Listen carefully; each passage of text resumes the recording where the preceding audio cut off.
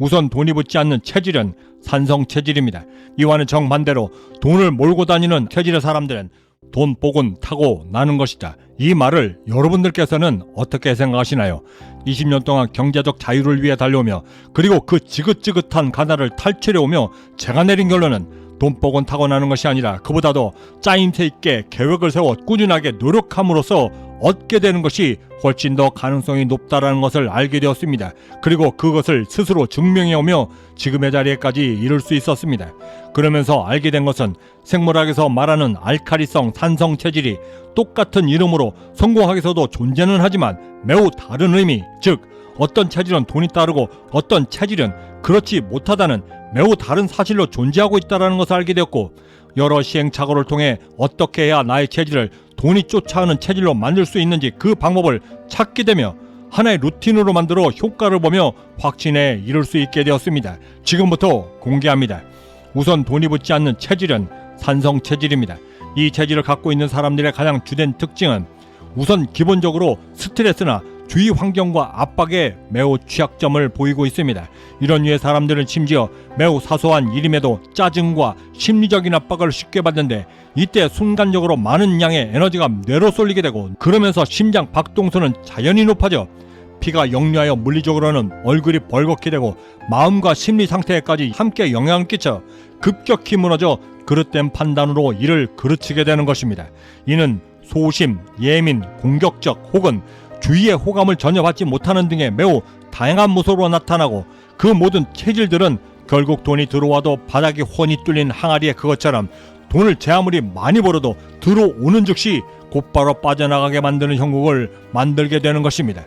이와는 정반대로 돈을 몰고 다니는 알카리성 체질의 사람들은 우선 기본적으로 자신의 몸과 마음, 육체를 편안하게 만들 줄 알고 뇌를 균형 있게 유지할 수 있는 방법을 꾸준히 찾아왔으며 그동안의 수많은 실패와 실수 등의 경험을 통해 스스로 배워 돈이 들어와 나가지 못하게 할 수 있는 최선의 선택들만을 추스려 체득하였고, 이렇게 함으로써 돈이 자신에게 들어와 돈이 자신에게서 오히려 불어날 수 있도록 만드는 능력 또한 함께 터득하게 되었던 것입니다.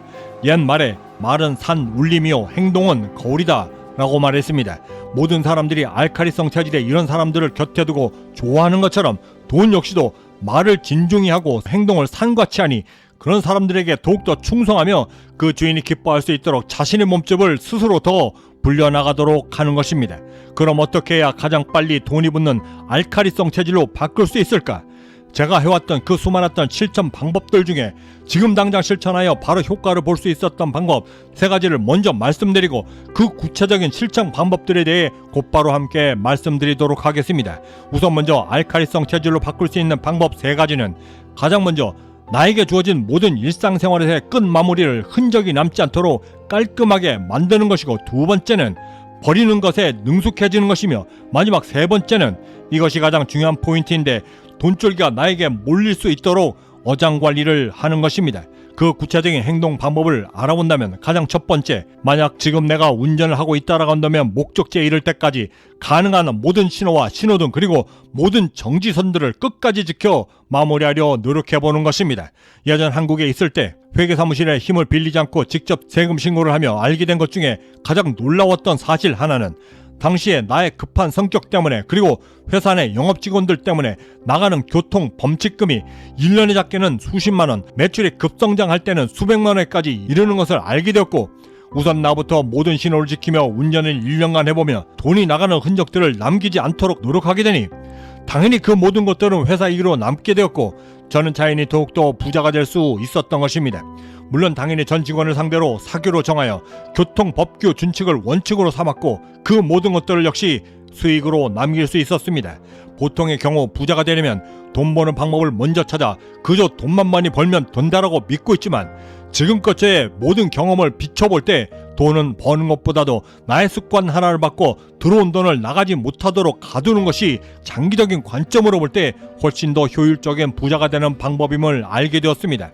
물론 그렇게 하기 위해서는 가장 먼저 나의 체질을 돈이 붙는 체질로 바꿔야 한다는 것을 알게 되었고 훨씬 더 효율적인 부자가 되는 방법임을 알게 되었습니다. 이를 일에 접목시켜서는 마무리의 깔끔함과 정교함을 다른 사람들이 9라고 한다면 나는 10 혹은 11이 될 수 있도록 더욱더 노력했고, 이는 곧 나와 나의 사업장 각 매장마다에 그대로 전이가 되어 고객을 통해 곧바로 매출로 이어지게 되었습니다.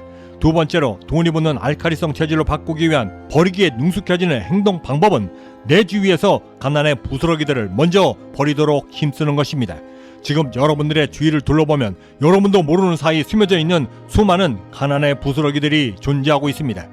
예를 들어 풍수지리에서는 화장실 변기 뚜껑을 평상시에 열어두거나 현관문을 열고 들어왔을 때 안방이 혹은 화장실이 바로 보이게 되면 이것이 바로 가난의 부스러기다 라고 말하고 있는데, 제가 직접 경험했던 성공학에서의 체질 개선에 가장 효과적이었던 방법 중에 하나는 돈이 들어오는 최초의 지역, 즉 매장의 모든 입구, 사무실의 모든 입구들을 매우 정갈하고 밝게 바꾸기 시작했고, 이렇게 실천하고 이틀도 되지 않아 그 즉시 손님들과 회사를 방문하는 사람들의 반응은 물론이고 매장 건너편에서 걷고 있던 사람들의 관심들까지 끌게 되면서 매출에 상당한 영향을 끼치게 되었습니다.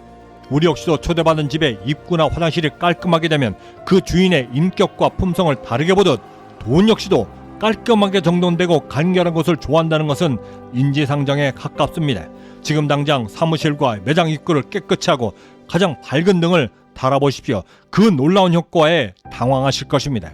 마지막 세 번째로 돈 되는 체질로 바꾸는 가장 중요한 어장관리의 실천 방법은 매일 아침 저녁 진심을 담아 돈이 좋아하는 긍정의 말을 입 밖으로 크게 내뱉어 돈들이 나가지 못하도록 어장관리를 하는 것입니다.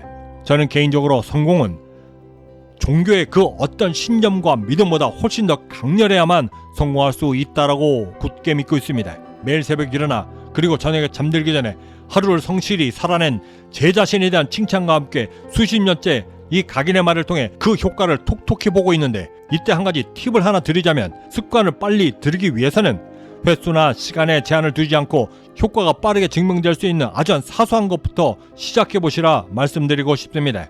예를 들어 최소한 100번 이상 하겠다, 30번 이상을 하겠다라고 하는 제약이나 한계를 두게 되면 곧바로 지루해지고 포기가 쉬워지는데, 펄펄 끓는 찌개 국물을 한꺼번에 들이키는 사람이 없듯 성공에 관한 모든 습관들이 역시도 효과를 보면 내가 재미를 느낄 수 있도록 만드는 것이 가장 중요한 것입니다. 입 밖으로 외치는 것이 아직은 어색하다 하면 아기들처럼 옹알거리듯 대수김질하고 그 각성의 선택 역시도 내 생활 전반에 가장 사소하지만 중요한 것들, 즉 아침에 일어나고 싶은 기상시간을 6시라고 한다면 최소한 이를 10번 이상 입 밖으로 나는 내일 6시에 일어난다, 나는 내일 6시에 일어난다를 계속해서 반복하고 저녁에 잠들며 이 작은 실천 하나만으로도 나는 산성 체질에서 돈이 묻는 알칼리성 체질로 그 즉시 바꿀 수 있고 돈들이 나에게 들어와 스스로 불어나게 만들 수 있는 성공자로 만들 수 있게 되는 것입니다. 전설적인 투자자 조지 소로스가 한 기자에게서 받은 돈의 체질이 무엇인가에 대한 신박한 답변을 함께 공유해드리며, 회장님께 돈은 어떤 의미입니까? 나에게 있어 돈은 자유를 뜻합니다. 그럼 돈이 없는 가난한 사람들에겐 자유가 없는 건가요? 덜 자유롭긴 하지요. 그는 마지막 돈에 대한 정의를 이렇게 내렸습니다. 돈과 부를 절대 경멸하지 마세요. 그러는 순간 당신이 부자가 될 가능성은 그만큼 사라지게 됩니다. 여러분들은 혹시 돈들이 자신이 모실 주인을 두 눈 부릅뜨고 찾아다닌다는 말 들어보신 적이 있으신가요? 믿지 못하신다 하셔도 할 수 없지만 움직일 수 없는 사실입니다. 1억은 1억 원에 맞는 주인을, 100억은 100억 원에 맞는 부자 아빠를 찾아다니는데, 분명한 것은 100억이나 되는 돈이 1억도 채 되지도 않는 가난한 아빠에게 머리를 조아리진 않는다는 사실이죠. 그럼 도대체 돈들은 어떤 기준으로 부자 아빠가 될 사람과 가난하게 될 아빠를 결정하고 어떻게 자신의 주인임을 알고 찾아다니는 걸까? 지난 20년 이상을 사업가로 경제적 자유를 목전에 앞둔 오늘날까지 그 수많은 굴곡을 지나오며 돈이 직접 제게 얘기해 주었던 그들이 자신의 주인을 선택하는 방법, 돈이 쫓아다니는 사람과 아예 거들떠도 보지도 않는 사람의 기준, 그 어디에서도 들을 수 없는 부자 아빠와 가난한 아빠를 만드는 돈이 들려주는 돈의 진솔한 이야기. 아, 돈. 나는 그대를 온전히 신성한 것으로 생각하고 받드는 사람은 결코 아니지만 이따금 너무 궁금해서 가던 길을 멈추고 그대에게 묻는다.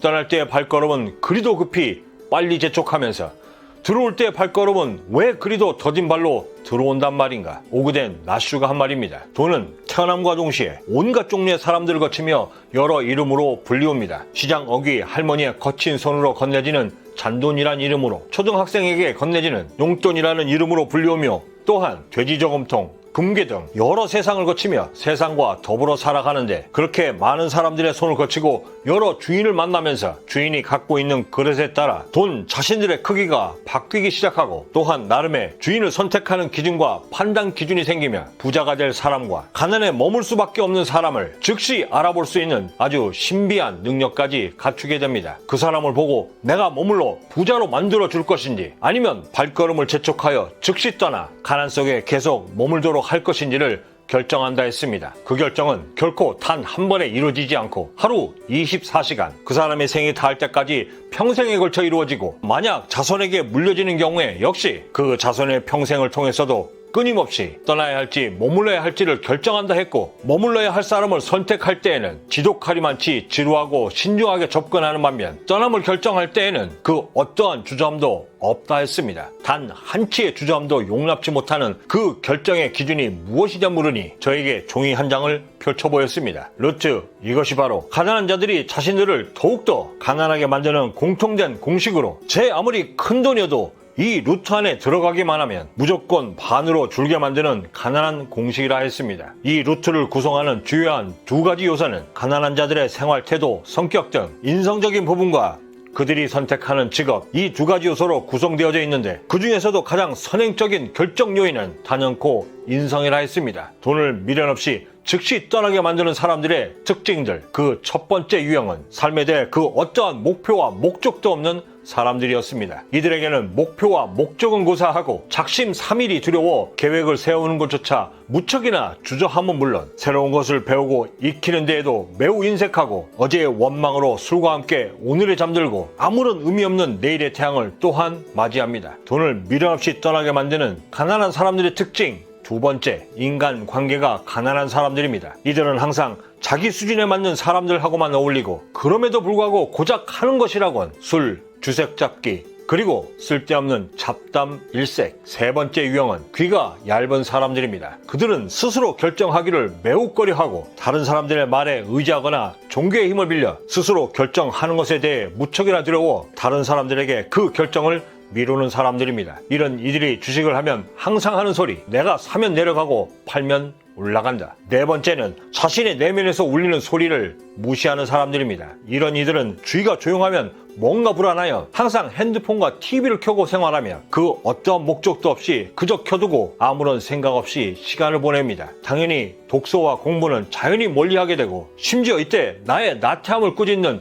내면의 소리조차 외면하고 마음을 닫습니다. 다섯 번째, 최소한 한 가지 이상에 중독되어 있고 매우 즉흥적입니다. 술, 담배, 섹스, 거기에 도박과 마약에 이르기까지 최소한 한 가지 이상에 중독되어져 있고 이로 인해 자신의 삶이 멍들어가고 있다는 사실조차 인지하지 못함은 물론이고 하여 이들에게 변화, 창조, 도전, 그리고 이를 이루기 위한 사색 등은 그 어떤 것들보다도 어려운 과제 중에 과제입니다. 여섯 번째, 거짓말에 익숙합니다. 노력 없이 인정받기를 원하고 이를 위해 거짓말이 일상이 되며 자신이 그러하기에 주변 사람들 역시도 아무것도 하지 않기를 바라며 혹여 주변 사람들 중에 잘된 사람들을 보면 배가 아파 짜증이 날 정도입니다. 이런 이들 대부분은 튀는 것을 가장 큰 죄악으로 여기고 나서고 튀는 행동들은 그저 분노를 일으킬 원인으로만 여깁니다. 왜? 내가 못하는 것은 남들도 역시 똑같이 못해야 하니까. 마지막 일곱 번째는 매우 충동적이고 합리화에 강합니다. 진지한 삶에 대한 태도보다는 충동적이고 매우 감각적인 것에 집중하고 투자, 소비 모두가 계획적인 것과는 거리가 멀 뿐만 아니라 이들 모두에는 나름의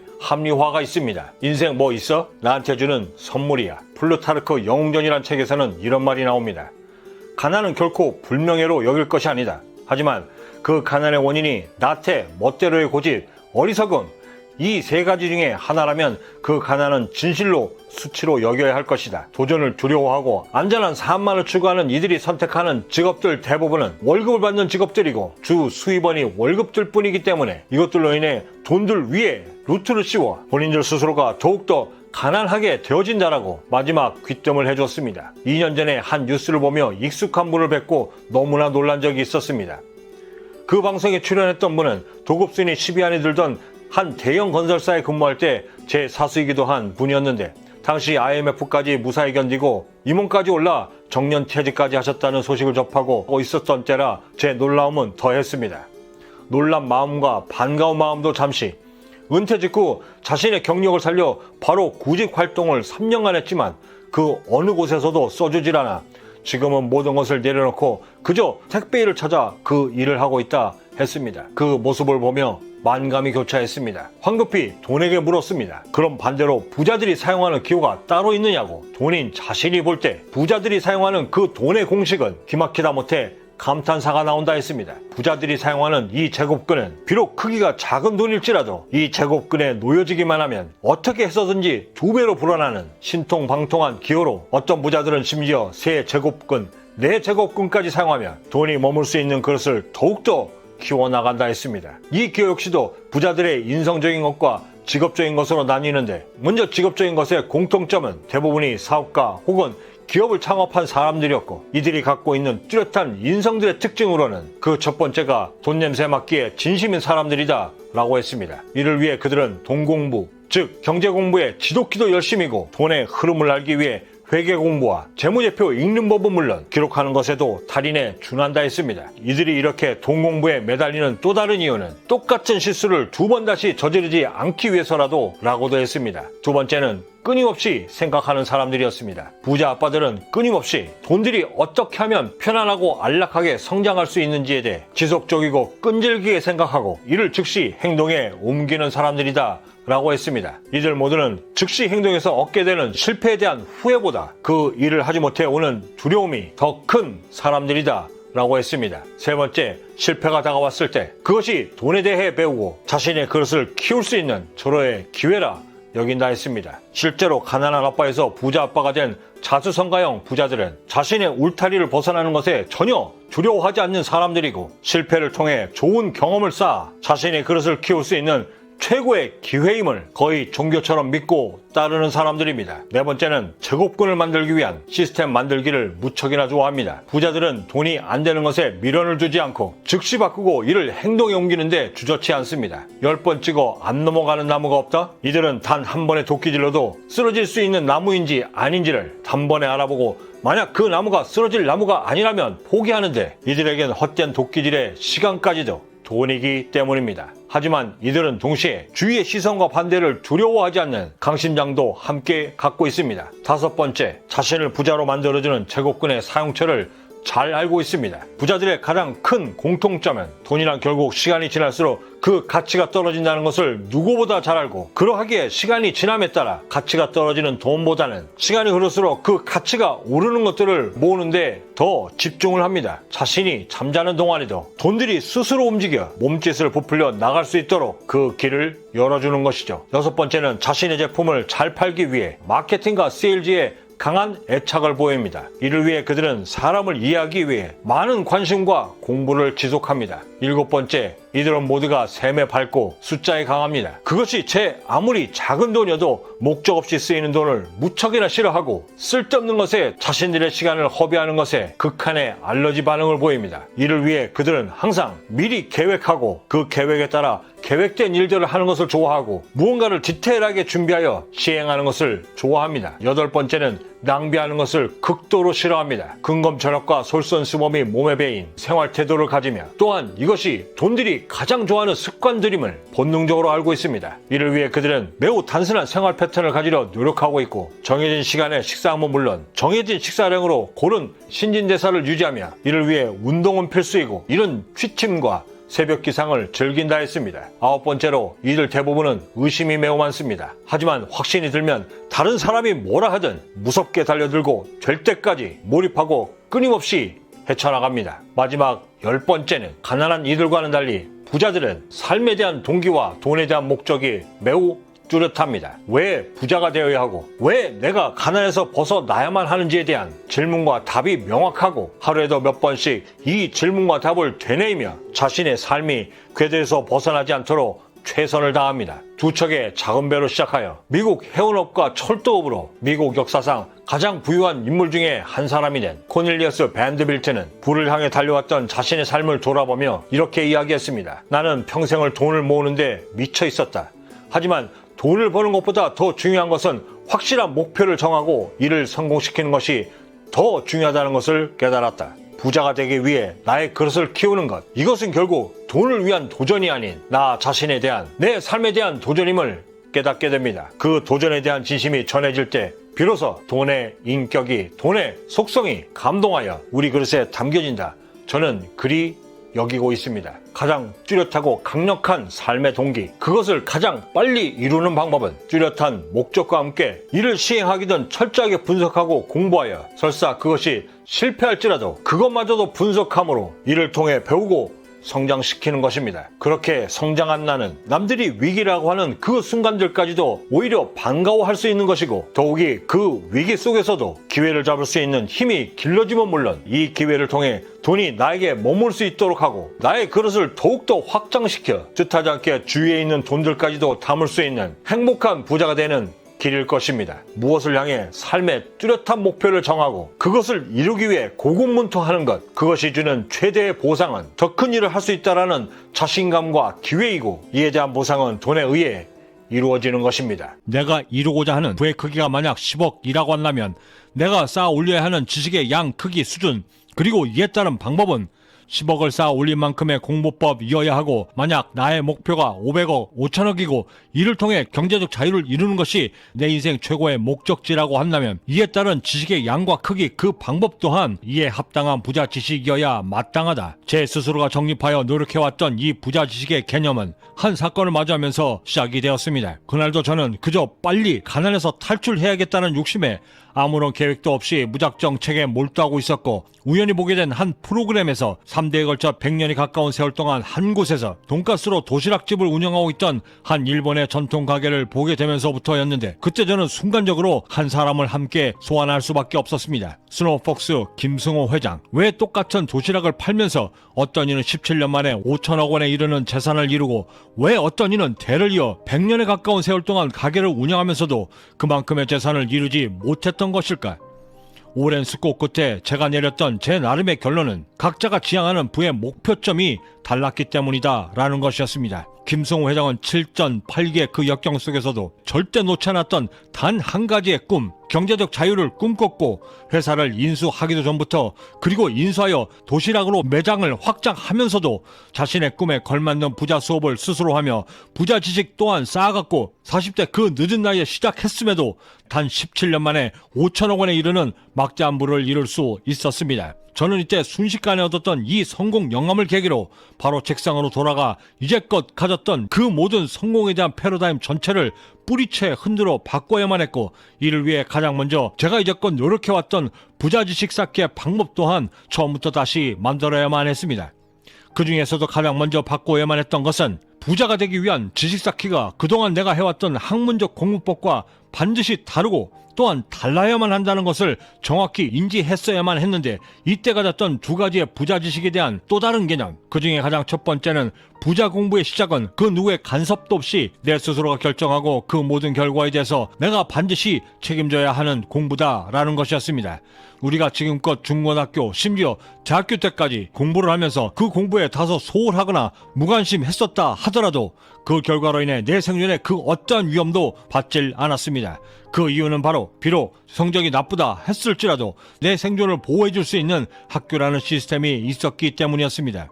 하지만 우리가 지금부터 쌓아 올려야만 하는 이 부자 공부는 그 어떠한 보호 시스템도 없이 무방비로 세상에 나와 싸워야 하며, 내 스스로가 그 보호막을 만들고 또한 나의 성장까지 이루어야 하며 마침내는 성공에 이르러야만 하는 것인데, 이때 만약 학생 때의 그 공부들처럼 나의 지식 쌓기가 중단되거나 소홀해진다라고 했을 때, 그때 그 피해의 결과는 즉각 나의 삶을 위협하고 내 생존의 문제까지 그 영향력을 미친다는 점이었습니다. 그런 태생부터가 극명히 다름을 인정치 못하고 지식 쌓기에 접근하게 되면 우리의 경제적 자유의 꿈도 이룰 수 없을 뿐만 아니라 심지어는 더 깊은 좌절의 늪에까지 빠져 다시 재기할 수 있는 마음에까지 상처를 입게 된다는 사실이었습니다. 하여 부자 지식 쌓기에 앞서 우리가 반드시 유념해야 하는 것은 오직 내가 내 스스로 선택한 자발적 선택과 내가 그토록 원하는 삶의 질과 수준을 얻을 수 있을 만큼 그 어떠한 경우에도 절대 흔들리지 않고 반드시 완주할 수 있도록 해야만 한다는 사실이었습니다. 이때 제가 깨달았던 또 다른 한 가지, 나의 삶을 가치 있게 만드는 것도, 그리고 그 믿음을 실천하여 행하는 것의 시작도 모두 부자가 되기 위한 지식을 먼저 쌓는 것에서부터 시작된다는 것을 인지할 수 있을 때라야 비로소 그 방법들이 보이기 시작한다는 사실이었습니다. 이에 대해 토마스 헉슬리는 우리에게 이렇게 충고해주고 있었습니다. 새로운 진리와 인생의 위대한 목적은 지식을 향한 행동들 뿐이다. 두 번째로 우리가 반드시 갖춰야만 하는 지식 쌓기의 마음가짐은 이 부자 지식이 쌓이는 만큼 나의 삶을 바꿀 수 있는 기회, 즉 돈을 벌 수 있는 기회가 그만큼 늘어난다는 사실이었습니다. 우리는 통상 아는 만큼 세상이 보인다 라고 말합니다. 저는 이 말을 그 수많았던 도전과 성과들을 통해 나만의 지식 쌓기를 쌓으며 이 한마디를 함께 더 덧붙일 수 있었습니다. 보려는 노력 없인 세상은 절대 달라지지 않는다. 여의도 증권회사에서 근무할 무렵 일찍 출근하여 8층 휴게소에서 문득 밑을 내다보던 때였습니다. 가로등 위에 비둘기 한 마리가 앉아 있었고 그 비둘기 밑으로는 출근길을 제쳐가던 수많은 군중과 무리들이 있었습니다. 헌데 그 수많은 사람들 중에서 어느 누구 하나 그 가로등 위에 비둘기를 눈치채지 못했고, 심지어 그 비둘기 역시도 내가 자신을 위해서 내려다보고 있다는 것을 전혀 눈치채지 못하고 있었습니다. 부자 지식을 하나둘 쌓아가고 나의 경쟁력으로 만들어가고 그만큼 나의 성장이 느껴질 때마다 지상 높이의 그 군중들, 그리고 그 바로 위에 비둘기, 그리고 그 위에 있었던 저의 위치가 마치 세상을 바라볼 수 있는 기회의 수준과도 같구나 라는 생각을 요즘 들어 부쩍 하게 되었습니다. 그리고 그 위치를 높일 수 있는 유일한 방법이 부자가 되기 위한 지식 쌓기이고, 그 지식 쌓기가 완성되었을 때라야 세상의 높이를 높일 수 있다는 것을 깨닫게 되었습니다. 아무런 꿈도 희망도 가질 수 없었던 저의 20대 시절의 세상은 그 어떤 때보다도 어둡고 칠흑 같았습니다. 당시에도 지금도 똑같은 이 세상을 돈으로부터 어느 정도 자유로워진 지금에서는 그 어떤 때보다도 투명하고 희망차게 바라볼 수 있었던 것도 그 중심에 제가 쌓아 올렸던 지식의 힘들 때문이었고, 그 힘을 통해 저는 더 많은 부자의 기회도 함께 마주할 수 있었던 것입니다. 어느 날 공자가 제자와 함께 걸어가고 있었을 때 그 앞으로 죽을 듯이 달려가는 토끼 한 마리와 그 뒤를 무섭게 쫓는 여우 한 마리가 쏜사같이 나타나 지나가고 있었습니다. 이때 공자가 그 두 짐승을 가리키며 제자에게 이렇게 물었습니다. 내가 보기엔 저 토끼가 잡힐 것 같으냐? 이에 제자는 네 라고 대답했고, 이에 공자가 그 이유를 물었습니다. 이어진 제자의 답은 목숨을 걸고 달리기에 저 토끼는 분명 살 것이다 였습니다. 이에 공자가 다시 한번 질문을 던집니다. 그럼 저 여우는 저 토끼를 잡을 수 있겠느냐? 이에 제자가 잠시 머뭇거리니 공자는 이리 가르침을 주었습니다. 저 여우 역시도 분명 저 토끼를 잡을 것이다. 저 두 짐승들 중 누가 성공할 것인가를 결정짓는 것은 누가 더 절실한가에 달려있느니라. 이를 목숨을 아끼지 않고 있는 힘을 다한다 라고도 풀이가 가능한데, 우리는 이를 가르쳐 이렇게 말합니다.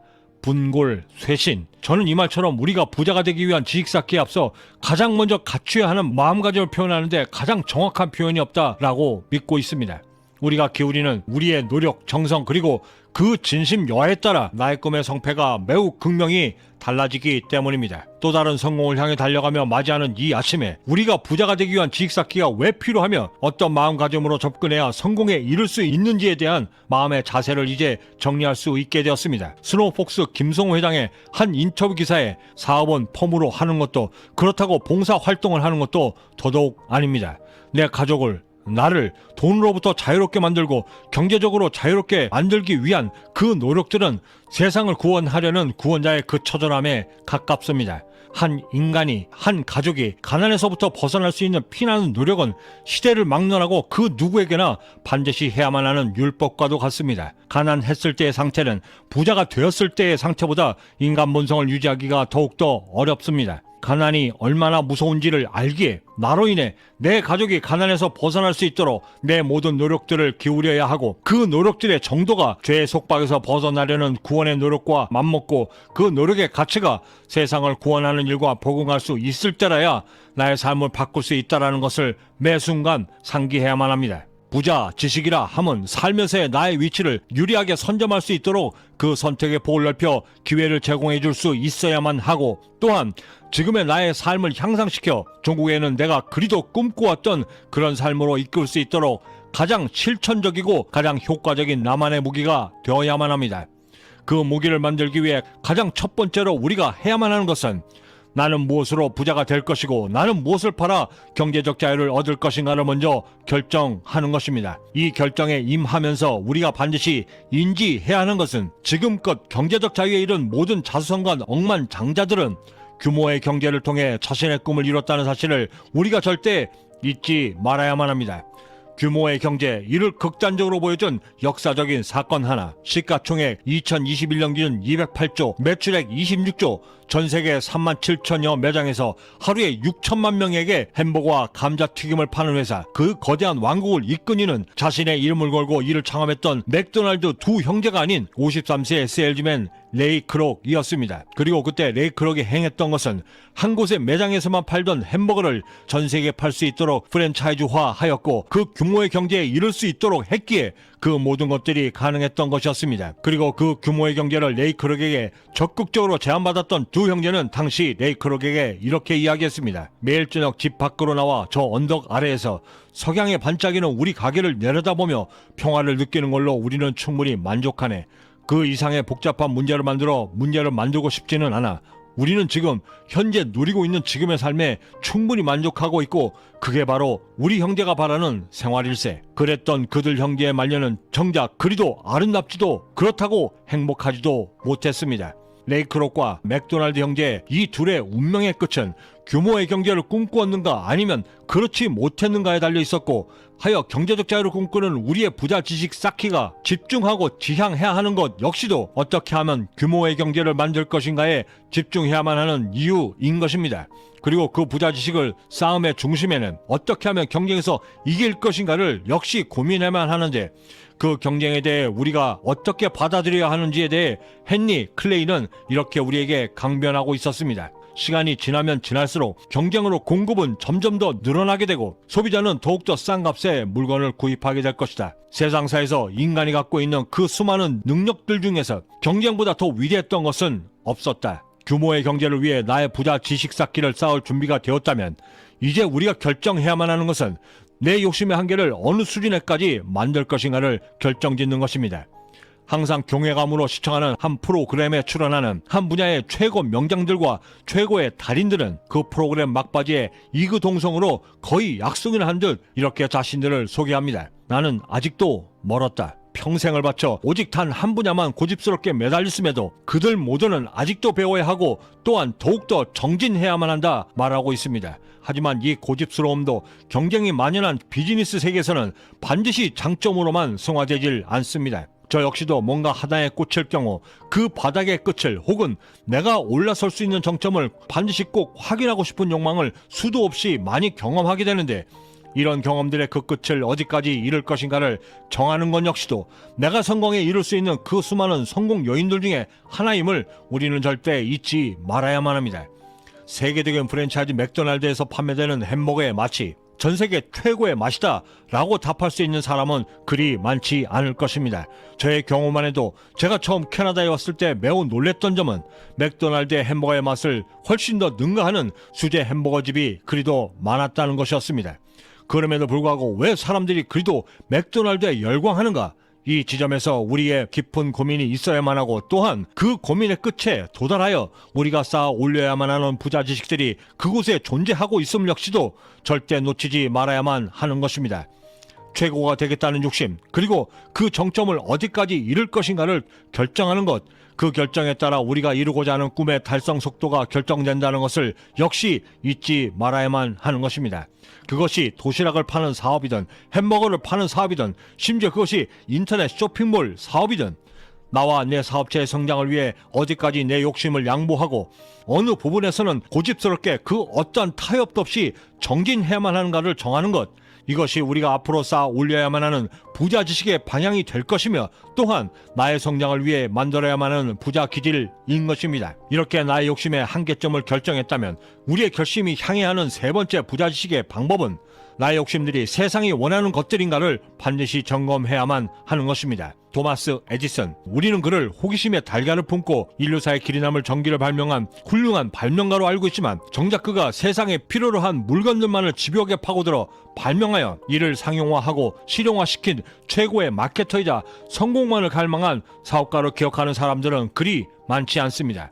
이런 그를 이끌었던 역사적인 사건 하나, 청년 에디슨이 성공을 장담하며 만든 전기식 투표 장치는 당시에는 매우 아날로그적이고 수동적이며 독일은 매우 소극적인 투표 방식을 혁신적인 방법으로 시간을 줄일 수 있는 역대급 발명품이었지만 그런 그의 발명품은 졸작 중에 졸작으로 평가되었는데 이때 청년 에디슨이 전혀 인지치 못했던 가장 큰 실수는 그 전기식 투표 장치의 주 소비자였던 의회 의원들은 시간을 혁신적으로 줄일 수 있는 파격적인 방법 대신 오히려 지금까지의 그 느렸던 의사결정의 과정들과 소수당과의 긴 타협의 과정들을 우선시하며 그 긴 시간들을 오히려 더 선호하고 있었는데 이를 전혀 눈치채지 못했던 그의 전기식 투표 장치는 그 어떤 빛도 보지 못하고 실패작으로 사장되었습니다.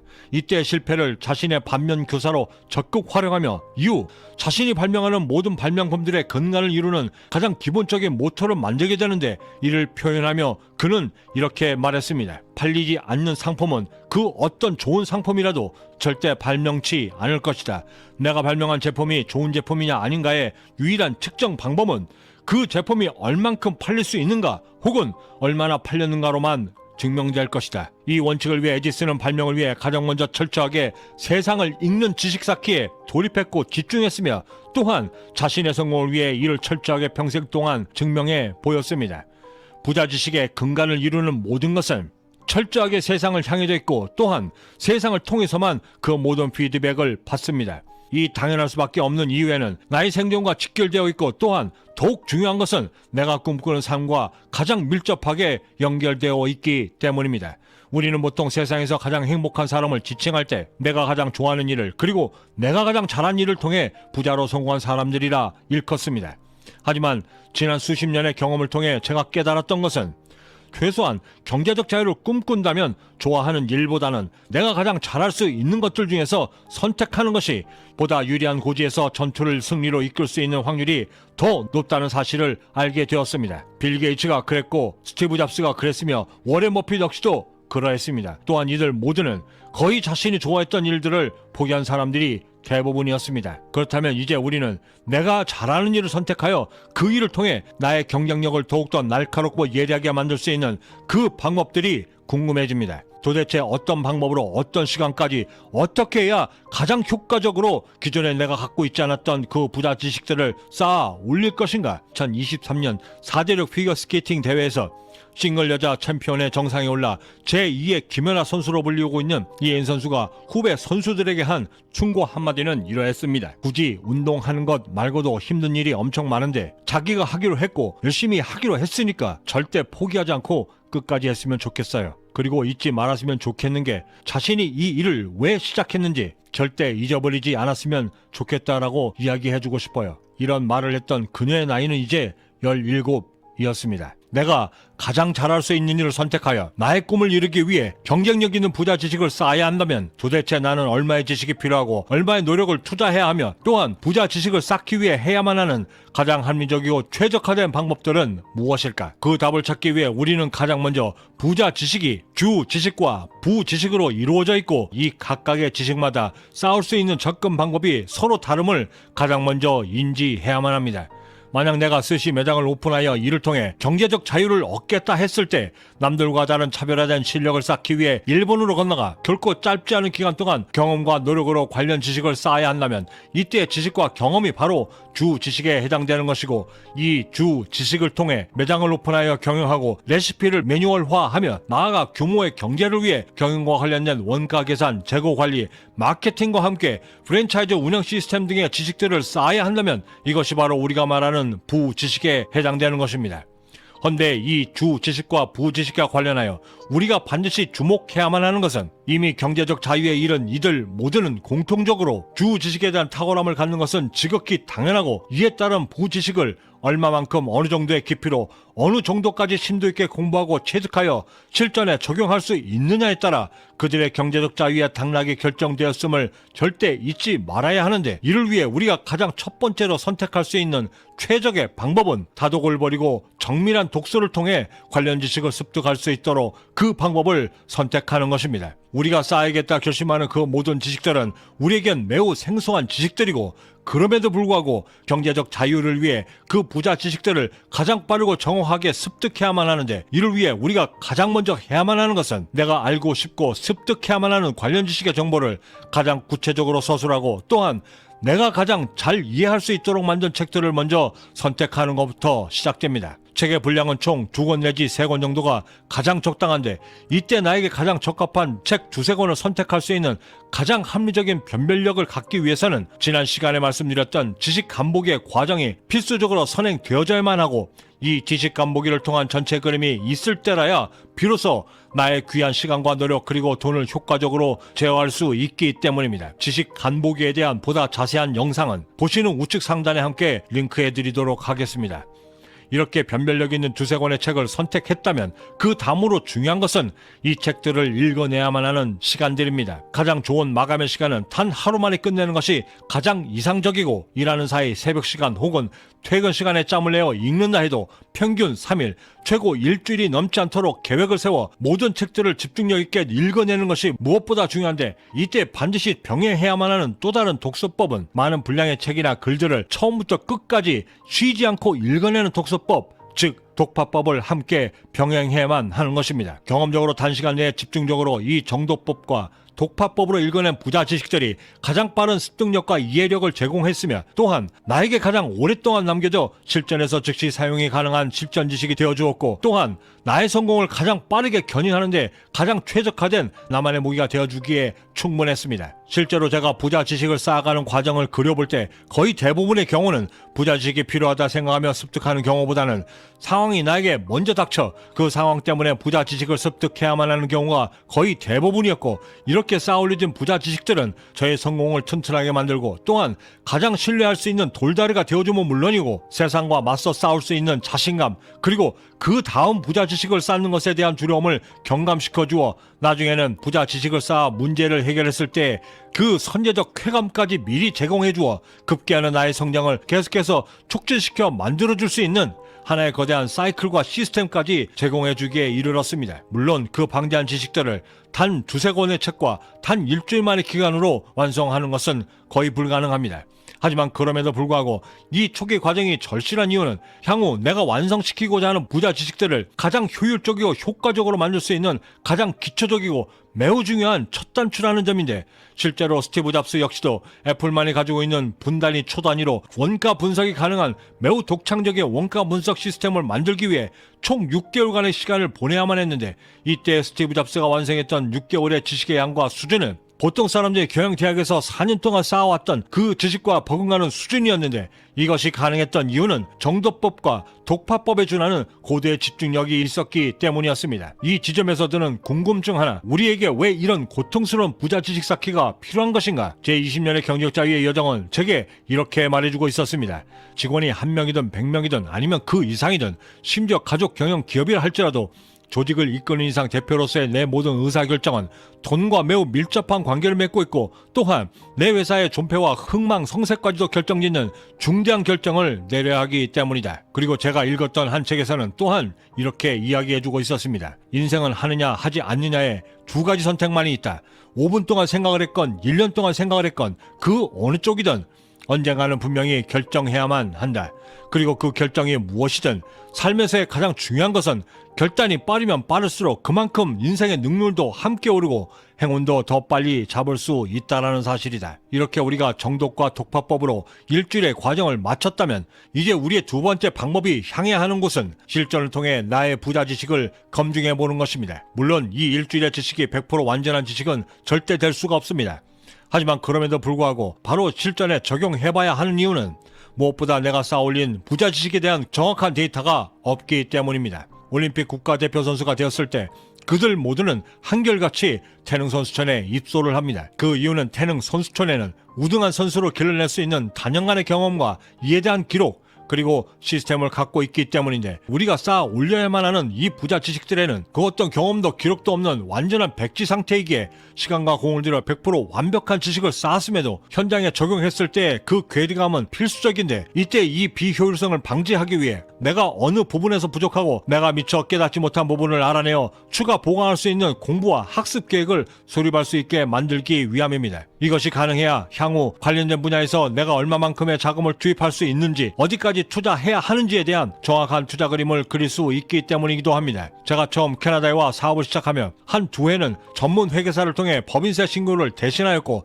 이를 근거로 나름 관련 캐나다 세법과 회계 방법들을 독학으로 습득하며 약 1년간을 준비하여 법인세 신고를 했지만, 결국 세무당국으로부터 몇 번의 반성과 정확히 알지 못해 납부해야만 했던 과징금과 연체료들을 납부했지만, 그 비싼 수업료를 통해 실전에 사용되어져야 하는 전문 지식을 쌓을 때 현시감을 전혀 고려치 않고 완벽하게 부자 지식을 쌓으려는 것이 얼마나 비효율적인가를 알게 되었고, 그 이후부터는 충분히 허용되는 범위 내에서의 실수를 통해 배워나가는 부자 지식이 더욱더 가치있고 효용성이 뛰어난 부자 지식이 된다는 사실을 직시할 수 있게 되었습니다. 덕분에 지금의 저는 더 정확한 납부 방법과 납부 지식, 그리고 세법에 준한 기장 방법들을 정확히 알고 대처할 수 있게 되었고, 결코 적지 않은 기장료와 내 사업자를 투명하게 들여다보고 관리할 수 있는 오너로서의 기본적 자질을 갖출 수 있는 데에도 나름의 뿌듯함과 자신감을 얻을 수 있게 되었고, 더욱이는 향후 사세가 커져감에 따라 직원들을 채용하거나 혹은 외부 기장을 의뢰해야만 할 것인데, 그럴 경우에도 내 자신 스스로가 이 모든 것을 통제한 상태에서 의뢰할 수 있는 것이기에 저는 그들의 실수를 오히려 통제하며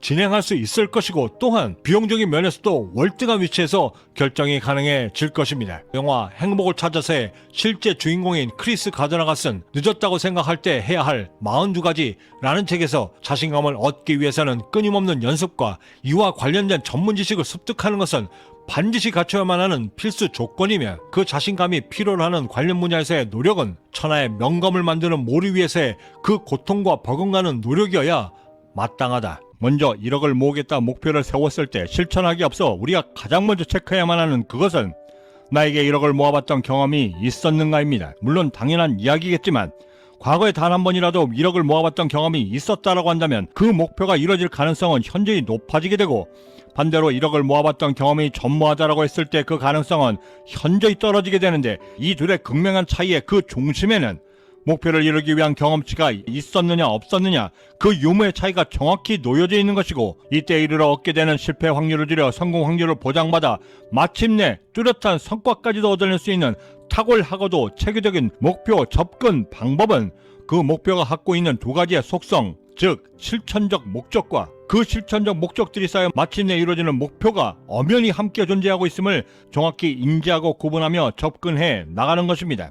예를 들어 돈을 벌겠다, 성공하겠다 목표를 세웠을 때 돈과 성공은 마침내 이루어야만 하는 장기적인 목표가 되는 것이고, 벌겠다, 성공을 위해 무엇을 하겠다라고 하는 수단과 방법은 바로 우리가 지금 즉시 실천하고 행동해야만 하는 목적에 해당되는 것인데, 이를 명확히 구분해낼 수 있는 가장 심플한 방법은 을룰로 구분되는 목적어는 내가 마지막에 이루고 싶은 장기적인 목표, 즉 타깃이 되는 것이고, 바로 그 뒤를 바짝 쫓아 동사 형태로 불리우는 무엇을 하겠다라고 하는 것은 내 마지막 목표를 이루기 위한 수단과 방법, 그리고 행동 요령으로 단기적 목적들이 되는 것인데, 우리가 목표를 세우며 매번 실패하게 되는 가장 주된 이유 중에 하나는 동사 부분인 단기적인 목적들을 무시한 채 그저 이루고 싶은 목표에만 집중하기 때문인 것입니다.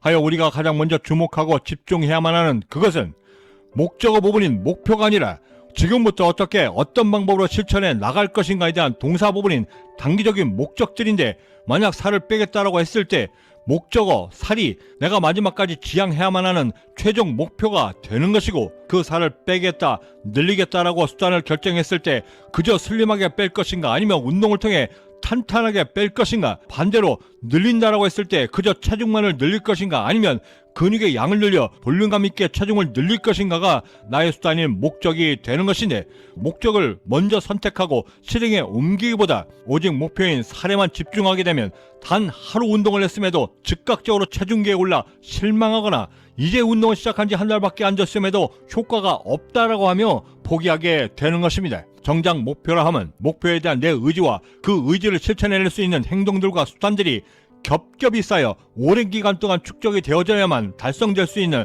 최종 목적지이고, 그 긴 과정과 기간들을 견뎌내고 인내치 못한 채 그저 목표만을 빠르게 얻고자 하기에 살 빼는 약에 의지하거나 극단적인 단식에 의존하며 스스로의 건강까지도 해치게 되는 것입니다. 어느 것이나 어느 분야나 목표에 이르는 길에 지름길은 절대 존재치도 않고, 삶이, 운명이 이 둘이 정해놓은 그 길을 무단 횡단하거나 가로지르려 했을 때 세상이 주는 그 가르침은 언제나 혹독하고 잔인하게까지 한 것입니다. 이를 충분히 이해하고 내 성공 목표에 그대로 적용하게 되면 1억을 모은다라고 했을 때 장기적인 목표인 1억과 모은다라고 하는 단기적인 목적들이 함께 구성되어져 있음을 깨닫게 되고, 1억이라고 하는 장기적 목표를 이루기 위해 선제적 성취감의 단기적 목적들을 먼저 달성하고 이 경험들이 축적이 되어야만 비로소 장기적인 목표인 1억이 달성된다는 것을 알게 되는데, 이때 이 개념이 매우 중요한 이유는 우리가 성공을 향하여 끊임없이 계획하고 달성해내야만 하는 그 모든 목표들의 메커니즘이 이와 매우 동일한 구조를 갖고 있기 때문이고, 이런 선제적인 경험들을 요하는 단기적인 목적과 그 단기적인 목적들이 쌓여 얻게 되는 장기적인 목표들로 구분되어져 이루어져 가고 있다라고 하는 것을 인지한 상태에서 목표에 접근하게 되면, 무엇을 하겠다라고 하는 목표가 내 마음에 드는 순간부터 이미 나는 머릿속으로 무엇부터 시작해야 하고 어떻게 그 과정들을 이끌어 나갈 것이며, 심지어 중간에 어김없이 맞닥뜨리게 될 슬럼프나 그 고통의 과정 역시도 미리 짐작이 가능해져 마치 이미 와왔던 길을 또다시 가보는 듯한 착각으로 목표가 수행이 가능하게 되니, 이때 비로소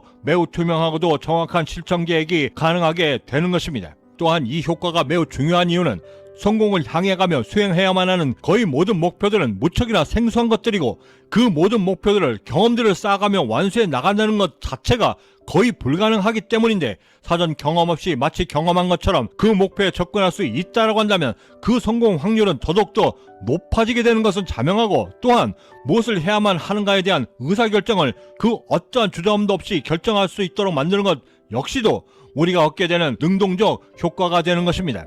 이때 경험을 지칭하며 우리가 반드시 유념해야만 하는 것은, 만약 1억을 모으겠다라고 했을 때 그 경험은 오직 통장에 1억을 모아봤다라고만 하는 지극히 지엽적이고 단편적인 경험만을 지칭하는 것이 절대 아니고, 그 돈을 모으며 내가 얼마나 절제해왔고 통제해왔으며 그 지루하고 연속적인 과정 속의 노력들 속에서 나를 얼마나 포기해 왔는가에 대한 총합들의 결과물들이라는 것을 먼저 이해하는 것이 무척이나 중요합니다. 목표와 목적에 대한 정확한 접근법을 알게 된 우리가 이제부터 성공 여정을 시작하며 해야만 하는 그 첫 번째 훈련법은, 내 자신에 대한 절제력과 인내심의 습관들을 극강으로 우선 먼저 빌드업하는 것입니다. 이 성공 훈련법의 기본 취지는 성공 여정을 시작하며 가장 먼저 내 자신을 절제할 수 있는 힘을 강화하고, 강화된 자존감과 자신감으로 반드시 맞이하게 될 역경과 실패의 순간들을 가장 빠르고 정확하게 나 자신을 회복시켜 성공의 본궤도로 복귀시키기 위함이며,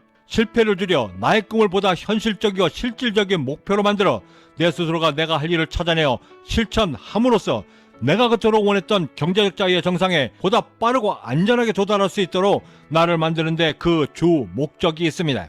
목표를 세웠다라고 하는 것 그 자체가 그 순간부터 목표를 세우기 이전에 나를 얼마만큼 이겨내고 나를 얼마나 통제해 나갈 수 있는가에 대한 문제가 시작되는 것이고, 그 끊임없는 순환 속에서 외부적인 요인보다 결국 나 자신을 극복해내지 못해 성공에 이르지 못하는 경우가 다반사이기에, 이때 성공의 첫 발을 떼며 실패 없이 나의 목표를 완성해내기 위한 나의 절제력과 통제력을 먼저 훈련시켜야만 하는 것입니다.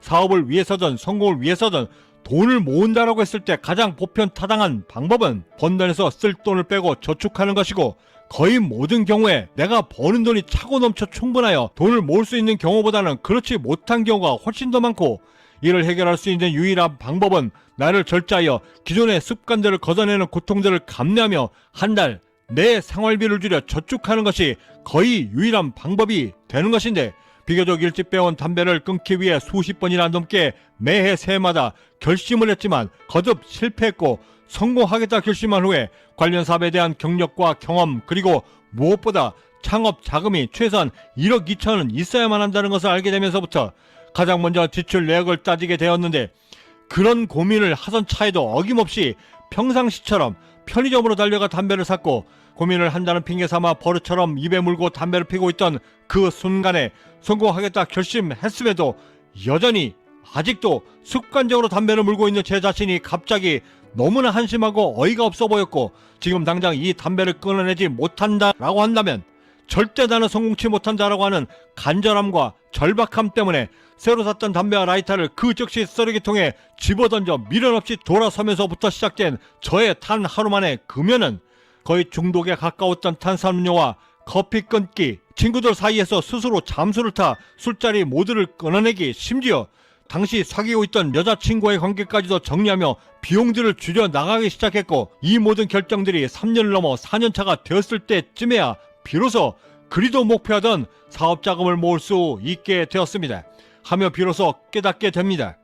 성공을 향하며 겪게 되는 모든 성공에 대한 경험들은 세상에서 말하는 그 경험들처럼 어떠한 경우에서조차도 절대 평범치도 아니하며, 나의 꿈과 목표들을 위한 과감하고도 차가운 결심이, 그리고 나의 욕망이 내 욕심들과 나약함들을 하나둘씩 굴복시켜 정복하여 봉인할 수 있을 때라야 비로소 나를 성공으로 이끈다는 사실, 그리고 그 절제의 훈련은 절대 거창한 것도 아니고, 더더욱이나 시간을 따로 내어 장비를 챙겨 등산을 가거나 집으로 다시 돌아가 옷과 가방을 챙겨 헬스장으로 출발하는 것처럼 일상생활과의 경계를 두는 것은 더더욱 아니고, 내 생활 속에 알게 모르게 스며들어 숨겨져 왔던 그 나약하고 허약했던 나의 생활 습관들을 발견하고 찾아내어 그것들을 하나 둘씩 정복해 나가려 습관을 들이는 것이 바로 그것인데, 사람들로 번잡한 에스컬레이터 대신 저 높은 계단을 과감히 선택하여 걸어 올라가려는 그 마음, 지하철에서 핸드폰을 보는 대신 내 성공을 위한 소양을 하나 더 쌓기 위해 창업 관련 책을 선택하려는 그 마음, 그런 작은 마음들의 움직임들이 내 통제력과 절제력들을 만드는 것이고, 급기야 새벽에 기상하기, 이미 중독된 나의 여러 습관들을 단숨에 끊어내기 등 이제까지 엄두조차 내지 못했던 그 어려웠던 절제들을 마침내 완성해 나갈 수 있는 것인데, 만약 나를 다스리겠다라고 하는 의지만 있다라고 한다면 내 절제력을 테스트하고 훈련할 수 있는 순간들과 기회들은 우리 주위에 이토록 널려져 있는 것입니다. 저의 경우에도 당시 사업장을 모으려 실천했던 여러가지 노력들 중에서 당시 식사비 5,500원을 아끼기 위해 세끼 식사 중 한 끼를 줄여 아침과 저녁만을 먹기 시작했고, 시간이 좀 지나자 동료들은 하나둘씩 왜 식사를 하지 않느냐라고 묻기 시작하며, 그 질문이 사라질 때쯤에는 도박 때문에 돈이 없어 굶는다는 둥, 카드를 흥청망청 쓰고 다니며 저렇게 굶는다는 식의 소문까지 돌기 시작하여, 심지어 어느 날에는 한 여직원이 도시락을 건네며 위로까지 하였는데, 당시 저는 그 모든 것을 신경 쓸 겨를조차 없어 건넸던 그 도시락을 저녁 식사로 대신하기 위해 그저 서랍에 넣어두기만 했습니다. 헌데 그때 제 가슴속에 불현듯 들던 질문 하나, 만약 내가 진짜 돈이 없어 이 끼니를 굶고 있다라고 한다면 어땠을까? 그 질문의 답을 쫓아 도달하게 된 귀한 진리 하나, 똑같은 끼니를 거른다 할지라도 돈이 없어 끼니를 거르는 것과 내 꿈을 완성시키기 위해 끼니를 거르는 것 사이에는 엄청난 간극이 존재하고, 비록 식사를 하지 못하는 것은 똑같지만 돈이 없어 끼니를 거를 때는 비참함이요, 내 꿈을 위해 5,500원을 아낄 수 있다라고 했을 때 그 마음은 오히려 뿌듯함과 내일을 볼 수 있다라고 하는 희망에 가까운 것인데, 이때 그 성공 경험은 비록 지금 나의 배는 허전하지만 내 꿈의 열매 하나를 더 열 수 있게 할 수 있다라고 하는, 그래서 내가 성공에 한 걸음 더 다가서고 있다라고 하는 자신감과 자긍심을 살찌우기에 절대 부족치 않다라고 하는 사실을 알게 되었던 것입니다. 이렇게 시작된 저의 두 끼 식사 습관은 수십 년이 지난 지금까지도 이어져 오고 있고, 당시 기준으로 5,500원, 한 달이면 16만 5천원, 1년이면 198만원을 아낄 수 있었고, 점심시간 1시간 대신 일에 집중하면서 성과를 내었을 때 당시 연봉 3,800만원을 기준으로 해서도 시간당 11,728원, 1년이면 422만원을 추가로 번셈이 되었고, 더욱이는 오전 내에 몰입해왔던 집중의 시간을 식사 때문에 자리에 뜨는 일 없이 그 어떠한 방해도 받지 않고 업무가 끝날 때까지 고도의 집중력을 유지할 수 있다라고 하는 점에서는 다른 사람과의 경쟁에서 그 우위를 점할 수 있는 저만의 최대 경쟁력이 되어주기까지도 했던 것입니다. 이렇듯 나의 욕망과 가난한 습관을 바꾸는 것은 그저 나를 성찰한다라고 하는 단편적인 동기부여뿐만 아니라 보다 현실적으로 다가오는 경제적 효과로도 충분히 그 가치를 지니고 있는 것인데, 지난 20년이 넘는 기간 동안 이 훈련을 계속해오며 느꼈던 절대적인 것은, 이 모든 과정의 그 첫 촉발 지점에는 절대 주저치 말아야만 하는 행동이 반드시 있어야만 한다는 것이었습니다. 빅토리아 시대 영국 예술평론가이자 사회운동가였던 존 러스키는 자신의 책 나중에 온 이 사람에게도 에서 이를 이렇게 설명했습니다. 우리가 무엇을 생각하든 무엇을 알고 있든 무엇을 믿고 있든 그 모든 것은 그다지 중요하지도 않다. 정작 중요한 것은 결국 지금 당장 내가 무엇을 행동으로 실천할 수 있는가를 결정해내는 것이다. 이태원 클라스 드라마에서 아버지가 박세로의 아들에게 인생 첫 소주잔을 기울이며 이렇게 물었습니다. 술맛이 어떠냐? 이에 아들은 단 한 채 주저함도 없이 즉시 이렇게 말했습니다. 달아요. 고개를 끄덕이던 아버지는 그 대답에 이렇게 응수했습니다. 술맛이 달다라고 하는 것은 오늘 너의 하루가 매우 인상적이었다는 뜻이야. 아쉬움을 남기지 말아야 하는 이유. 올림픽에서 금, 은, 동 메달을 수상한 선수들이 단상에 올랐을 때의 그 표정을 연구했습니다. 금과 동메달을 딴 선수들의 표정은 거의 진심 어린 기쁨을 나타낸 반면 대체적인 은메달 선수들은 그렇지 못했습니다.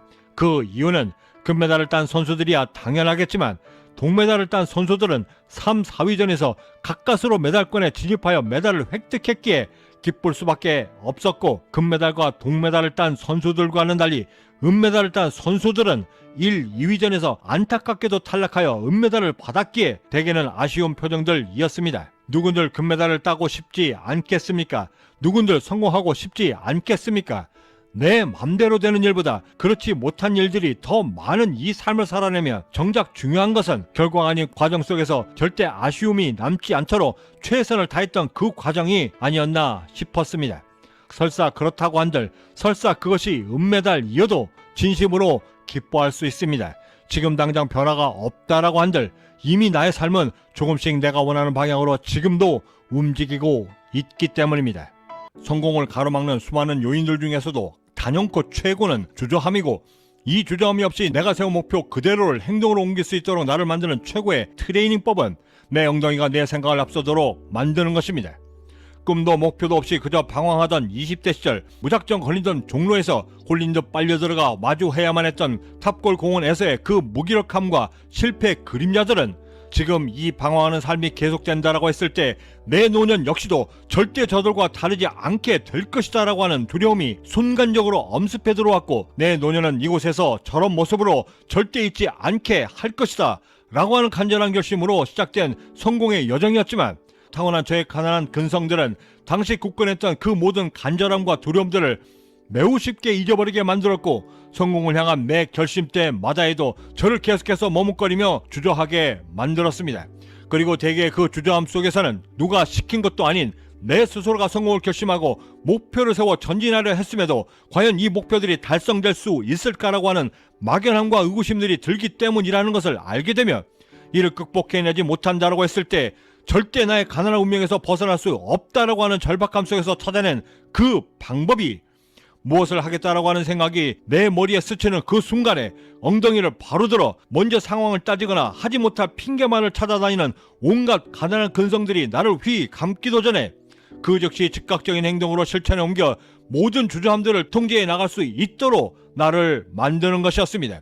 그리고 이때 즉각적인 행동의 수준은 공이 정면으로 나에게 날아왔을 때 내 의지에 상관없이 눈을 감게 만드는 연수 반사작용의 그것처럼 무언가를 결심하는 그 순간에 모든 생각과 감정 회로를 거치지 않고 조건 반사적으로 행동으로 옮길 수 있도록 만드는 것이었는데, 십수년 동안 이를 발전시키며 직접 행동으로 실천하며 깨닫게 된 한 가지는 주저함을 통제하여 즉각적인 행동이 가능해지면서 뜻하지도 않았던 성과를 얻는 것은 물론이고 행운까지도 함께 얻을 수 있다라는 사실이었습니다. 캐나다에서 사업을 시작하여 얼마 안 돼 운전을 하며 처음으로 과속 티켓을 끊게 되었고, 캐나다 자동차 보험이 범칙금과 함께 부과되는 벌점에 따라 살인적인 인상률이 결정되고 있음을 알고 있는 저는 벌점만큼은 절대 피하고 싶어 우편으로 출석 일자와 시간을 통보받고 기다리고 있다가 당일이 되어 법원 출석 시간 오전 9시 반을 완전히 잊고 10시가 되어서야 이를 발견하며 순간적인 저의 가난한 근성은 가봐야 이미 때는 늦었어 가지마 라고 이야기하는 반면, 저의 또 다른 성숙한 근성은 당할 때 당하더라도 최소한 가보거나 후회해라 라고 저를 다그치고 있었고, 그 순간에조차 이미 본능적으로 반응하게 만들었던 저의 엉덩이는 저를 이렇게 세워 차를 달리게 하였고, 설상가상으로 카드가 안 돼 법원 주차장에서 동전들을 빌려가며 겨우 주차를 하는 소동까지 겪은 후에서야 겨우 법원 좌석에 앉게 되었고 채 5분이 지나기도 전에 기적과 같이 제 이름이 호명되며 당시 저에게 과속 티켓을 부여했던 경찰관이 저를 불러내어 너는 평균 50km인 곳에서 85km로 달렸기 때문에 티켓이 부여된 것이다.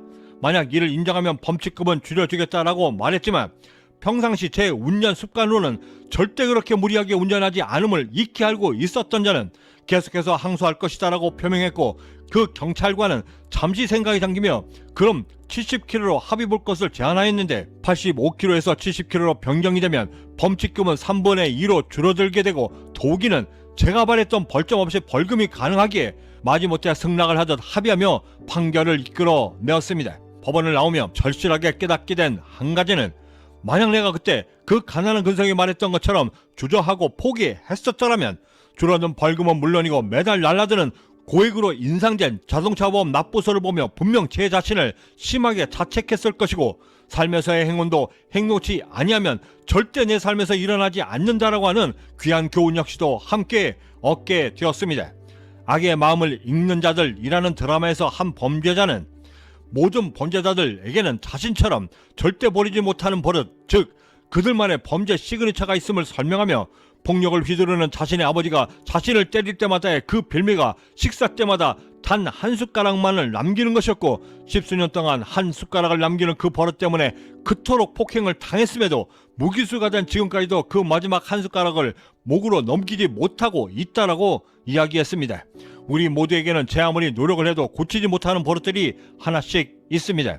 이것들이 나를 성공으로 이끄는 것이든 계속해서 나를 가난 속에 머물게 만드는 것이든 그것이 우리들 각자만의 시그니처라고 했을 때 설사 그 마지막 한 숟가락을 내 목으로 넘겨내어 그 습관을 고쳐 나를 통제하듯 여전히 주저함으로 일관하듯 분명한 사실은 이겨내려는 그 욕심도 그저 안주하려는 그 주저함도 반복이 되면 나의 습관이 되고 그 습관이 결국에는 내 모든 인생을 이끌어 간다는 사실입니다. 최강 야구에서 이대호 선수는 아주 작은 실수를 하던 아마추어 선수들에게 이렇게 이야기했습니다. 놓칠 수 있다가 아니야. 아마추어는 놓칠 수 있다라고 쳐도 그것이 설사 불규칙 바운드를 할지라도 프로의 세계에서는 절대 핑계가 될 수 없어. 하나 둘씩 자꾸 글러브에서 빠뜨리는 것을 반복하게 되면 불규칙이다 뭐다 라고 핑계가 늘게 되고 그것들은 네 버릇이 되고 절대 프로에서 성공하지 못하게 만들어. 그리고 20년 동안 제가 직접 체득하고 경험해왔던 그 성공의 무대는 어느 곳 하나 아마추어들이 설 수 있는 자리는 절대 없었고 오직 프로가 되어 경쟁해야 그나마 경쟁할 수 있는 기회조차도 얻을 수 있는 그런 곳이었습니다. 얼마 전에 읽었던 책에서는 이런 말이 있었습니다. 스스로 마음의 감옥에 갇힌 자는 매일 두려움에 살고 있다. 하늘이 꺼질 것을 두려워하는 자는 삶도 고될 뿐만 아니라 힘까지 든다. 두려움으로 가득 찼던 저의 20대 시절을 구원해주었던 것은 다름이 아닌 주저함을 통제할 수 있었던 힘이었고 20년을 견뎌내었던 저에게 지금의 자리를 허락해 주었습니다. 언제나 그렇듯 정확한 답은 정확한 문제에서만 얻을 수 있고 주저함을 없애기 위한 해결책 역시도 정확한 나의 진단에서만 얻을 수 있기에 나를 주저하게 만드는 원인들을 하나하나 분석하고 내 안의 주저함들을 통제할 수 있는 힘을 길러 우리가 계획한 목표에 정확히 다다를 수 있는 그 구체적인 방법들과 훈련법들에 대해 자세히 고민해 보도록 하겠습니다. 박상미 교수님의 자존감과 고동력에 대한 공감 있는 말에 내가 나 자신을 홀대하면 사람들도 이를 본능적으로 알아내어 나를 우습게 봅니다. 그런 건 절대 숨길 수가 없어요. 그리고 또 한 가지 절대 숨길 수 없는 것, 그것은 내가 나 자신을 잘 대접하는 사람들에게만 존재하는 그 사람들만의 아우라인데 이건 그 사람의 돈이나 학력과 지식 그리고 직업들과는 전혀 상관이 없습니다. 여기서 더 중요한 것은 이건 절대 남들이 해주는 게 아니라는 겁니다. 자존감이 낮은 사람도 고동력이 좋은 사람도 똑같이 나에게 돈을 쓰는 것을 아까워합니다. 타인에게 선물한다 했을 때 자존감이 낮은 사람은 몇 날 며칠 고민하며 온갖 검색을 하면서도 좋아할까 싫어할까를 고민하지만 고동력이 좋은 사람들은 이런 걱정은 절대 하지 않죠. 둘 다 정작 나에게 선물하는 것조차도 돈을 쓰지 않고 인색하지만 말이죠.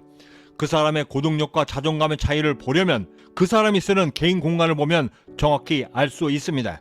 나를 귀하게 여기고 나를 잘 대접하는 자기 동정이 강한 사람들은 자기만의 방, 자기만의 침실, 가격과 상관없이 정말 내가 좋아하는 것들로 예쁘고 깔끔하게 꾸미며 사는데 고동력을 높이는 것도 자꾸 연습을 하다 보면 특정한 능력으로도 발전하게 됩니다.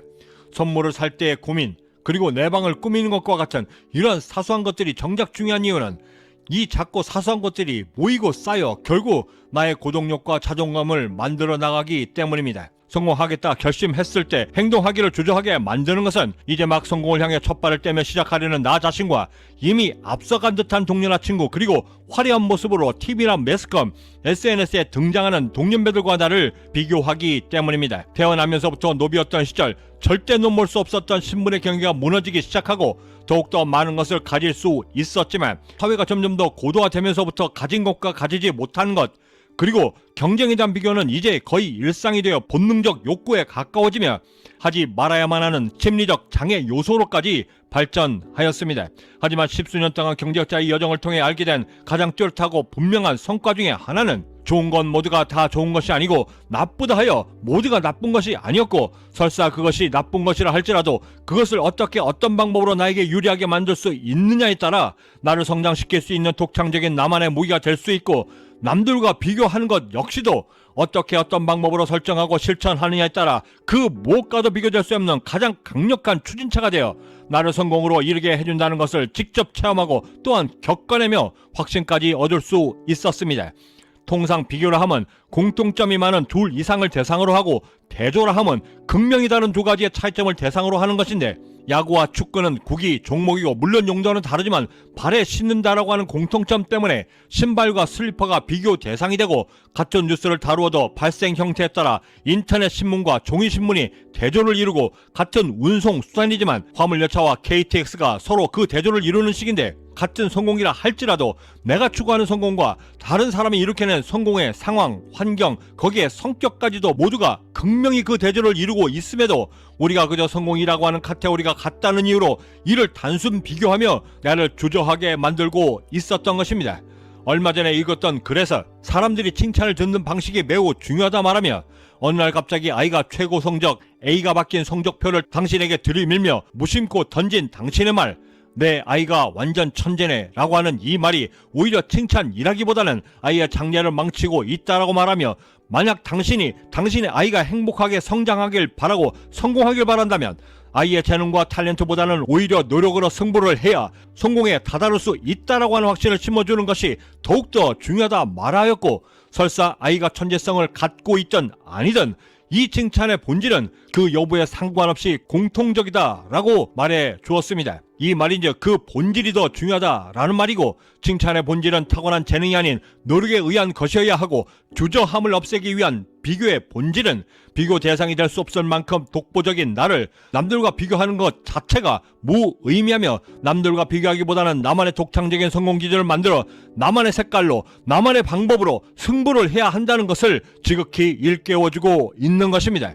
이런 나만의 성공 기준을 만들고자 할 때 그 본질을 이야기하며 빌 게이츠는 이렇게 이야기했습니다. 성공의 기준을 정립하려 할 때 가장 먼저 해야만 하는 것은 내가 다른 이들과 분명하게 구별되어져 있고, 바로 그런 존재임을 우선 먼저 인정하는 것이 그 무엇보다 중요하다 말하고 있습니다.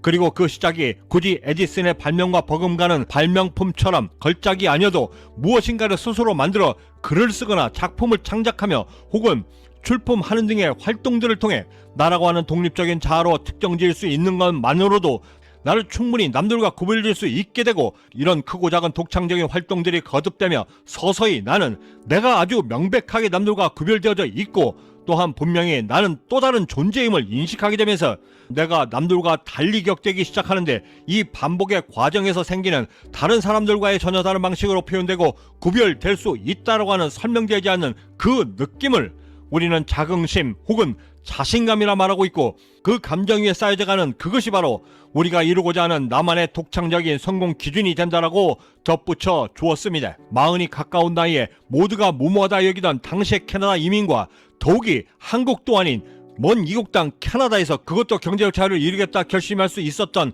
당시의 저만의 성공 기준 역시도 앞날이 창창하던 젊은 벤처 사업가에서 날개없이 추락하여 신용 불량자가 되어 내가 분명 남들과 다르다 여겼던 차원이 다른 기백으로 또다시 일어설 수 있다라고 했던 그 당시의 저만의 성공 기준 역시도 내가 남들과 다르다라고 하는 인정과 이에 따른 저만의 성공 기준이 있었기에 가능했던 일이었습니다. 그리고 그 결심과 뚝심 있는 저만의 성공 기준으로 달려와 단 한순간도 주저치 않고 실행에 옮겨왔기에 마침내 저의 꿈에 도달할 수 있었던 것입니다.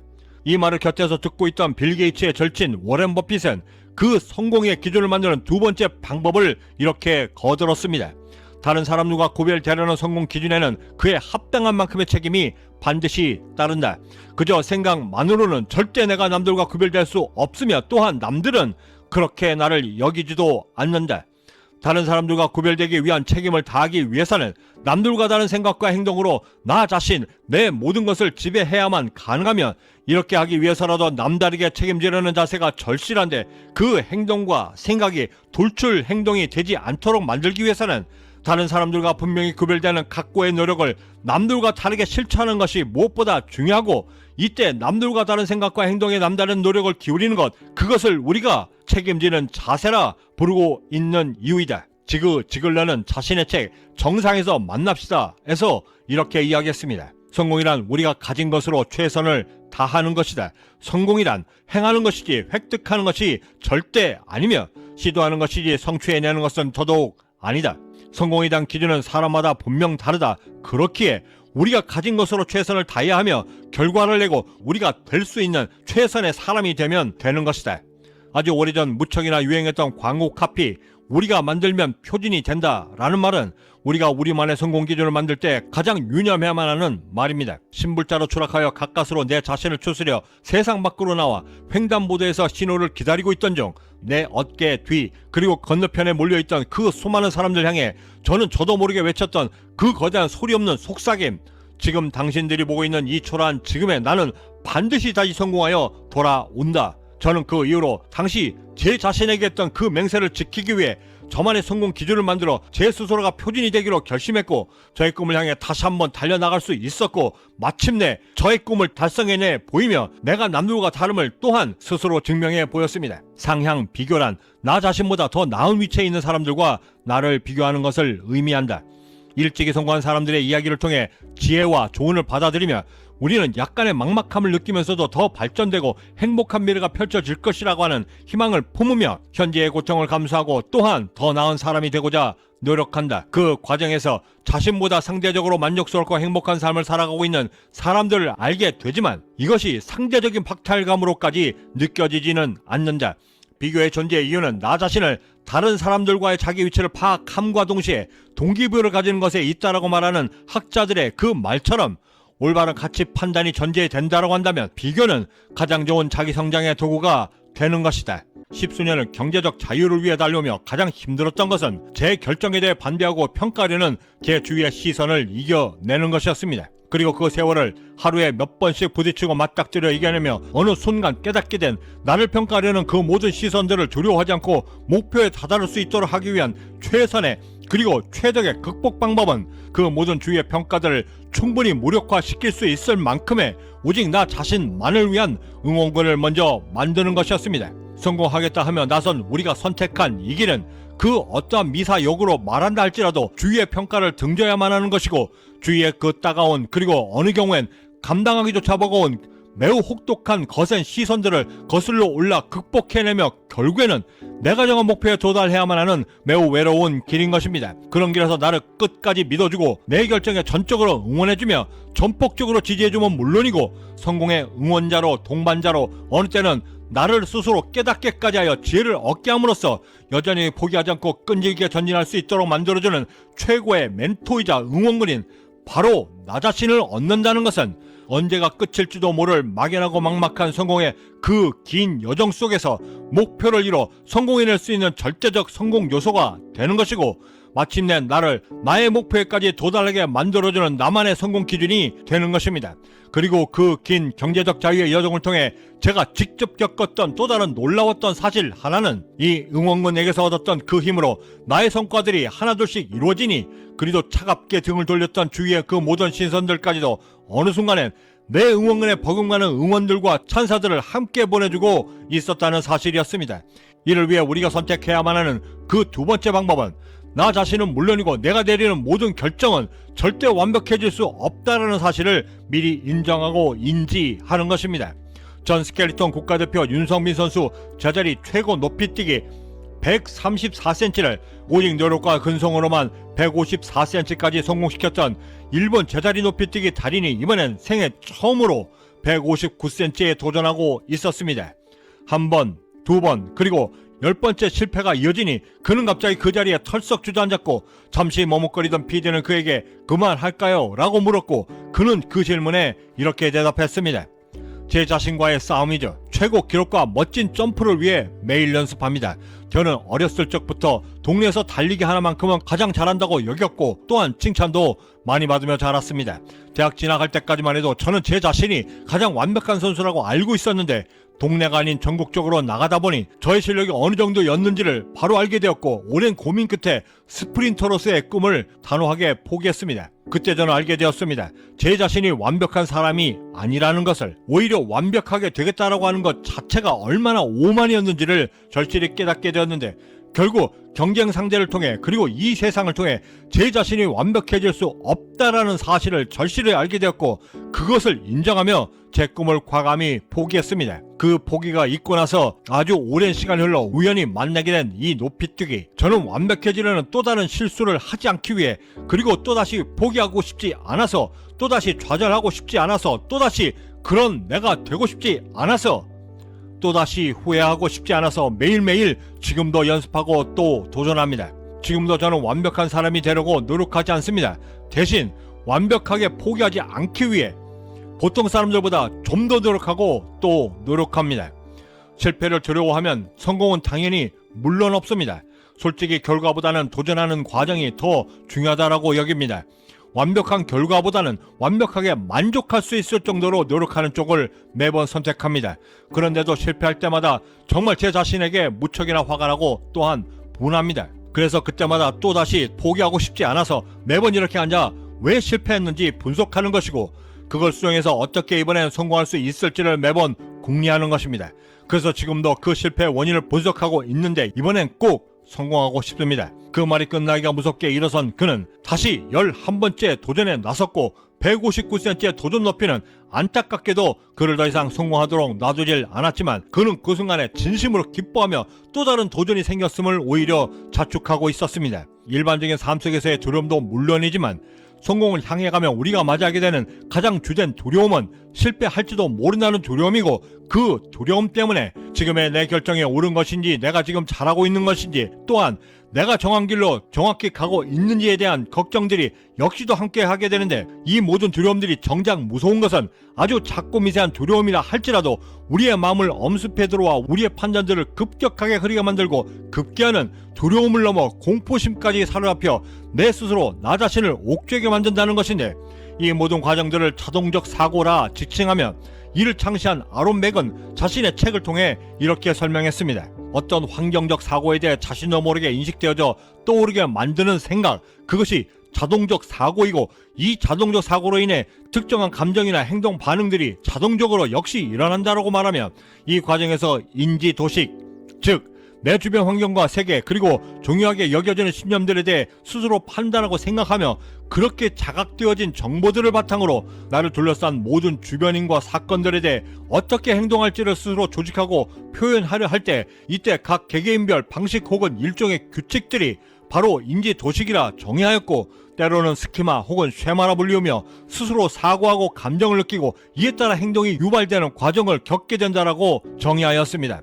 헌데 이때 이 과정에서 왜곡되고 그릇된 인지 패턴들이 돌출되는데 그가 지적한 총 10가지의 인지 왜곡 중에서 특히나 우리가 반드시 주목해야만 하는 두 가지는 목적한 목표를 다 이뤄내지 못했을 때 나 스스로를 무능하며 패배자로 판단하게 만드는 흑백 논리와 동료나 직장 상사들에게서 받는 지적 하나에도 스스로 주눅이 들어 자책하며 내가 실제 스스로 잘못하고 있다라고 넘겨짚으며 스스로의 독심술로 판단하게 만드는 속단하기가 바로 그것이었습니다. 이 모든 과정들을 제 스스로 겪어내며 더 이상 방치해서는 나는 단 한 발자국도 앞으로 나설 수 없다라고는 절박함이 생겼고 꾸준한 훈련과 연습들을 통해 마침내 오히려 저를 더욱더 강하게 만들 수 있는 방법들을 찾게 되었는데 그 자세한 방법들을 내일 이 시간에 함께 고민해 보도록 하겠습니다. 19세기 유머작가 조지 빌링스는 당시 여론이 자신의 가치를 평가절하할 때 그는 이렇게 이야기했습니다. 우표의 진정한 가치는 자신의 목표에 도달할 때까지 계속해서 편지나 소파에 끈질기게 붙어있기 때문이다. 우리가 갖는 진정한 가치는 그 모든 평가나 시선에도 나의 목표에 도달할 때까지 끝까지 붙어 마침내 성공의 주소에 도착하는 것입니다. 구독과 좋아요, 알림 설정은 비록 실수했음에도 좌절할 수 있음에도 오늘 또다시 빌드업할 수 있는 성공 영감을 놓치지 않고 받아보실 수 있고 또 다른 사람들의 평가가 아닌 내 자신의 평가에 대해 오히려 두려워할 줄 아는 성숙한 동기부여까지도 함께 얻는 계기가 되리라 감히 자신합니다.